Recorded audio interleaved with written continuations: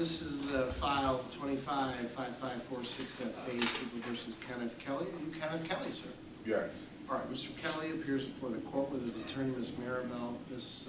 Jonas is here on behalf of the state of Michigan, date and time scheduled for a sentencing. Any additions or corrections, Ms. Jonas, to the report? None that I'm aware of, Your Honor. All right, and Ms. Maribel? I did get a chance to go over the pre-sentence investigation report with Mr. Kelly because this is our adjourned date.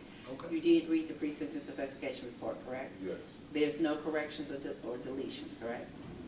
Okay, thank you. All right, you guys can have a seat if you want. It's Okay. totally up to you. All right, Ms. Jonas, do we have a victim or victim representative here who should address the court at all? Is anyone here on behalf of Mr. Sims? Ma'am, do you wish to speak for the court? That's Mr. Kelly. That's Mr. Kelly. Oh, they should start moving up, then that's why. Yeah. Okay. Okay. No, I do not have a victim here, Your Honor. I do think there, in regards to elocution, I'm looking at the notes that were made on February 18th. It does appear that this court cobs with Ms. Maribel and Mrs. Konski, that if there was a 10-year gap, if there wasn't a 10-year gap, the court agreed to sentence in about 2/3 of the sentencing guidelines. It does appear that there was extensive work to determine if there was a 10-year gap. There is not a 10-year gap in this matter. So the guidelines, from my understanding after speaking with Mr. Roberts, is accurate, and therefore it does appear that COPS was to sentence at the bottom 2/3 of those guidelines, and I'm asking the court to follow that.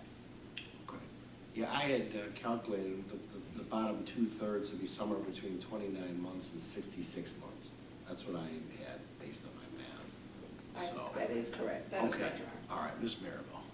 Yes, Shauna, we did have in your probation department, I thanked them, they got all of the paperwork as far as it, and I think this is what happened. There would have been a 10-year gap, but there was a probation violation, and the probation was extended 3 months. So that's what makes it, and it's, the rule is 10 years after you get off probation or parole. So we just asked for you to follow the COPS, Your Honor. All right. Mr. Kelly, anything you want to say to the court prior to sentencing?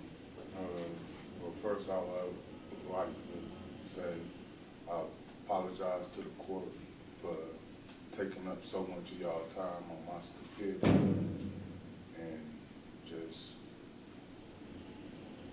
when I come back from doing this time, I plan on not getting in no more trouble at all. Okay, all right. Yeah, well, first and foremost, I appreciate the work of the probation department. They tracked down the appropriate dates, even though it was a really old file. So I appreciate that because it gives us some clarity in terms of going forward and potentially stops an appellate issue later on. So I appreciate that. Yeah, Mr. Kelly, this could have been a heck of a lot worse. And luckily it didn't amount to a full-blown murder. We'd be in a real bad situation right now, or you would be in a real bad situation, but you can't, for whatever reason, for retaliation or revenge or whatever it may be, you cannot be firing a weapon at somebody. So the court's going to sentence you to 48 months to 20 years, Michigan Department of Corrections. Credit for 3 days you've already served, $68 state cost, $130 crime and permits assessment, $450 court cost. You do have a right to file an application for leave to appeal your conviction and sentence if you're financially able to retain an attorney when we appointed you in public expense. Request of assistance lawyer must be made within 42 days from today's date.